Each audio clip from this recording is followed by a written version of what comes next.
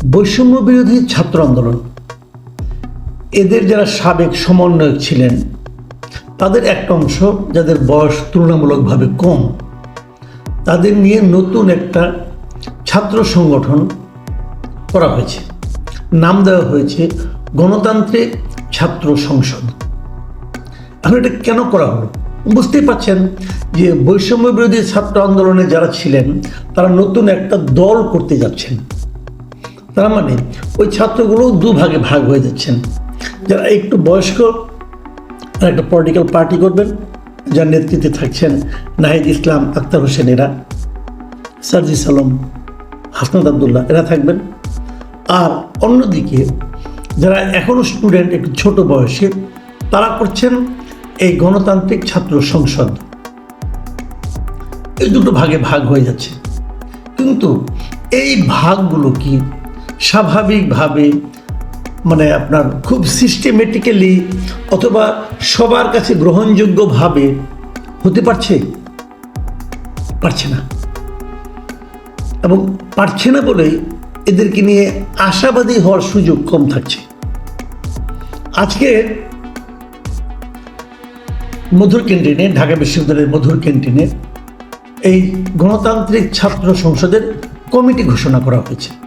এবং এই কমিটি ঘোষণাকে কেন্দ্র করে এরই মধ্যে কমপক্ষে 2 দফা মারামারি হয়েছে, বিচ্ছিন্নভাবে আরো বেশি হয়েছে। মারামারি করে আহত হয়েছে। কারা মারামারি করেছে?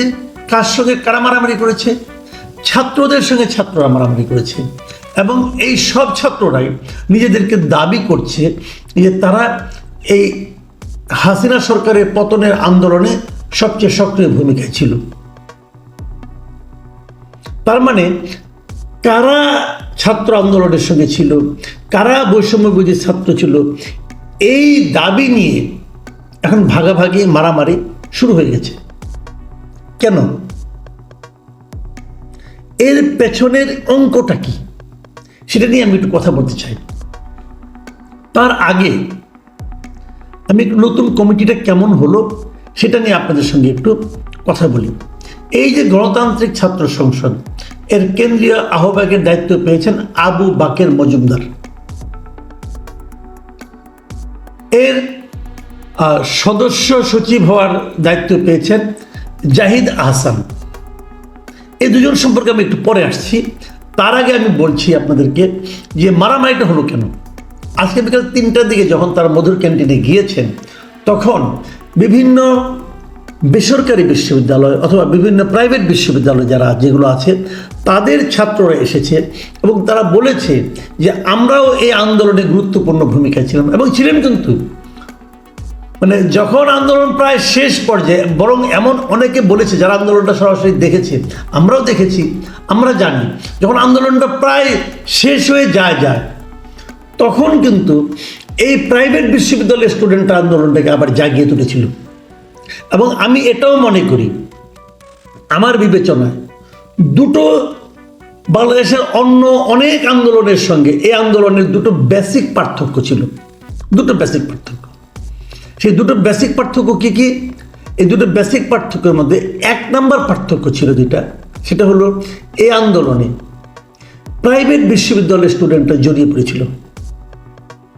প্রাইভেট বিশ্ববিদ্যালয়ের স্টুডেন্টরা এর আগে মাত্র একবার আন্দোলন করেছিল, সেটা ছিল প্রাইভেট বিশ্ববিদ্যালয়ের উপরে যে ভ্যাট প্রয়োগ করা হয়েছিল তার প্রতিবাদে, এবং সেই আন্দোলন সফল হয়েছিল।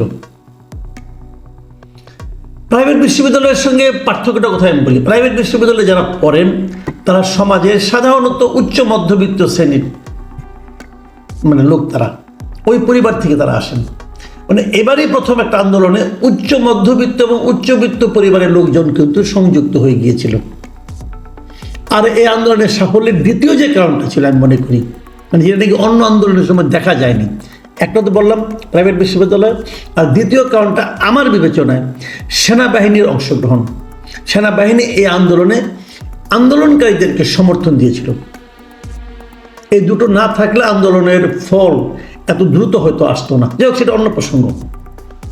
সেই প্রাইভেট বিশ্ববিদ্যালয়ের স্টুডেন্টরা এসে বলল যে তাদেরকেও নেতৃত্বে রাখতে হবে, এবং এটা নিয়ে হাতাহাতি, কিন্তু তাদেরকে আলটিমেটলি খুব একটা গুরুত্ব দেওয়া হয়নি।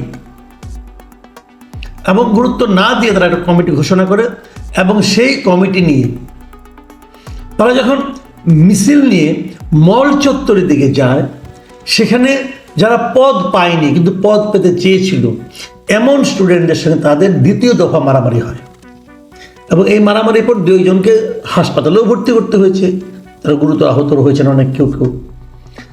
তো এই হলো গিয়ে ঘটনা। কেন হয় এটা? একসঙ্গে তো কাঁধে কাঁধ মিলিয়ে আপনারা আন্দোলন করেছেন, এখন সামান্য কমিটিতে ঢুকতে পারা না পারা নিয়ে এই মারামারিটা কেন? এটা কিসের ইঙ্গিত বহন করে? আচ্ছা, এই ইঙ্গিতের ব্যাপারে আলোচনা করার আগে আমি আরেকটু কথা বলে নিই। এটা কিন্তু কেবল ঢাকাতেই না, একই দিনে গতকালকে একই রকম একটা ঘটনা ঘটেছে হবিগঞ্জে। হবিগঞ্জেও বৈষম্যবিরোধী ছাত্র আন্দোলনের একটা কমিটি ঘোষণা করা হয়েছে। সেই কমিটি যাদেরকে নিয়ে ঘোষণা করা হয়েছে তাদের প্রতিবাদে রাত 12টার দিকে হবিগঞ্জে অন্য একটা পক্ষ ঝাড়ু মিছিল করেছে, প্রতিবাদ মিছিল করেছে, বলেছে ওইটা নাকি এরা নাকি প্রকৃতপক্ষে আন্দোলনের সময়, স্বৈরাচার বিরোধী আন্দোলনের সময় মাঠে ছিল না। আবার উল্টো এরা বলছে তারা মাঠে ছিল না।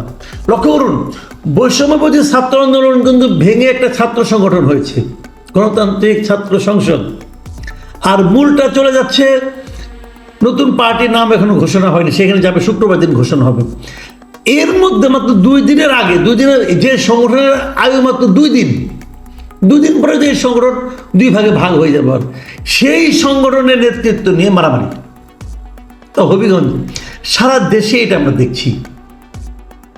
এখন প্রশ্ন হলো, কেন এটা হয়, কেন এটা হচ্ছে?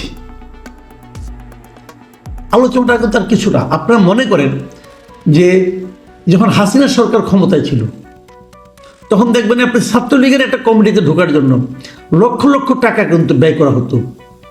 আমি এমনও জেলা কমিটি জানি যেখানে জেলা কমিটির একজন সাধারণ সম্পাদক অথবা সভাপতি হওয়ার জন্য 1-1.5 কোটি টাকা ব্যয় করা হতো। কাকে দিত? বিভিন্ন লিডারদেরকে দিত, অথবা ছাত্রলীগের যারা কেন্দ্রীয় সভাপতি সেক্রেটারি তাদেরকে দিত। এবং আমি তো শুনেছি যে ছাত্রলীগের সাবেক যে সাধারণ সম্পাদক ছিল লেখক ভট্টাচার্য, সে নাকি কয়েকশো কোটি টাকা না খেলে কমিটি বাণিজ্য করে ইনকাম করেছে। তো এই যে টাকাটা তো লেনদেন হতো, এখন যদি একটা ছাত্রলীগের কমিটি কেউ করতে চায়, কেউ টাকা দেবে কমিটিতে ঢোকার জন্য? বরঞ্চ কমিটি থেকে বের হওয়ার জন্য টাকা দেবে, ভাই আমি কমিটিতে নাই। খেয়াল করেন, তাহলে টাকাটা তখন এত টাকা দিত কেন? এই টাকা দেওয়ার ফলটাকে এটা কীভাবে টাকাটা সে তারা দিত? এটা কি সম্মানের জন্য, নাকি এটা এক ধরনের ইনভেস্টমেন্ট ছিল? এটা একটা ইনভেস্টমেন্ট ছিল। ইনভেস্টমেন্ট মানে একবার যদি কোনো ক্রমে আপনি ছাত্রলীগের কোনো একটা কমিটির গুরুত্বপূর্ণ পদে ঢুকতে পারেন, তাহলে সেই পরিচয়টাকে ভাঙিয়ে তারা সারা দেশে চাঁদাবাজি করতে পারতো, সারা দেশে মাস্তানি করতে পারতো, সারা দেশে ঠিকাদারি করতে পারতো, সারা দেশে তদবির বাণিজ্য করতে পারতো। মানে ওই 1 কোটি টাকা ইনভেস্টার করতো, করার পরে দেখা যেত 6 মাসের মধ্যে কয়েকশো কোটি টাকা তারা ইনকাম করা হয়ে গেছে। এটা ছিল ইনভেস্টমেন্ট। তাহলে এখন দেখেন, এখনও কিন্তু এই সময়ের মধ্যে এই সরকার মানে হাসিনা সরকার চলে যাওয়ার পর কয়েকটা কিন্তু পলিটিক্যাল পার্টি, প্রায় 16টা নতুন পলিটিক্যাল পার্টি হয়েছে। সেগুলোতে ঢোকার জন্য এরকম পিড়াপিড়ি দেখেছেন? দেখেননি। তাহলে এটাতে কেন? এটার রাজনীতিটা হলো যে আপনি বৈষম্য বিরোধী ছাত্র আন্দোলন অথবা এই গণতান্ত্রিক ছাত্র সংসদ যেটাই হোক না কেন, এর মেম্বার এটা বললে পরে আপনার মোটামুটি স্বার্থর মাপ, আপনি অনেক কিছু করতে পারবেন, ক্ষমতা দেখাতে পারবেন, কোথাও যেতে পারবেন, গেলে প্রোটোকল পাবেন। কেন পাবেন? এই সরকার তো তাদের সরকার না, মানে অফিসিয়ালি। তাহলে কেন আপনাকে প্রোটোকল দেওয়া হবে? এই কারণে দেওয়া হবে যে আনঅফিসিয়ালি হলেও এই সরকারের এক ধরনের আনুকূল্য এই দলগুলির প্রতি আছে, এই স্টুডেন্টদের প্রতি আছে, যে জিনিসটা ছাত্র দলের নাই। ছাত্র দল কিন্তু এরকম খাতির যত্ন পাচ্ছে না সরকারের কাছ থেকে অথবা প্রশাসনের কাছ থেকে, এমনকি ছাত্র শিবিরে অনেক ক্ষেত্রে পাচ্ছে না, এরা পাচ্ছে। অতএব এখানে ঢোকার জন্য এত হুড়াহুড়ি পিড়াপিড়ি, এতটা হুড়াহুড়ি পিড়াপিড়ি কিন্তু ছাত্র দলে ঢোকার জন্যও নাই, ছাত্র শিবিরে ঢোকার জন্য আমরা দেখি না। তাহলে এদের উদ্দেশ্যটা কি সত্য নয়?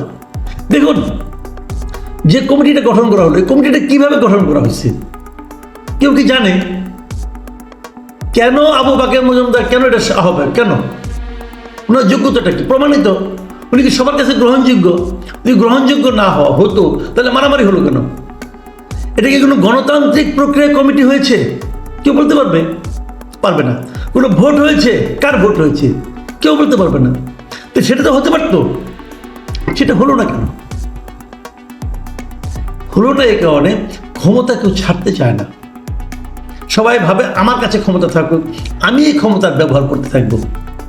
এই যে মানসিকতা, এই মানসিকতার বাইরে যতদিন পর্যন্ত আমরা আসতে না পারবো, যতদিন পর্যন্ত আমরা সর্বক্ষেত্রে গণতন্ত্রের চর্চা করতে না পারবো, ততদিন পর্যন্ত আমরা নতুন কিছু করতে পেরেছি অথবা করতে পারবো সে কথা বলার কোনো সুযোগ থাকবে না।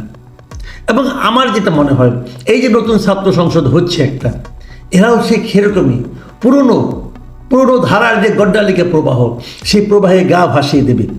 এবং এই সংগঠনের আগামীতে আপনারা শুনবেন, এই সংগঠনের সদস্যরা যতদিন এই সরকার আছে ততদিন নানা ধরনের অপকর্মের সঙ্গে কিন্তু এদের নাম জড়িয়ে যেতে পারে। এই প্রক্রিয়াটাই তো ঠিক না।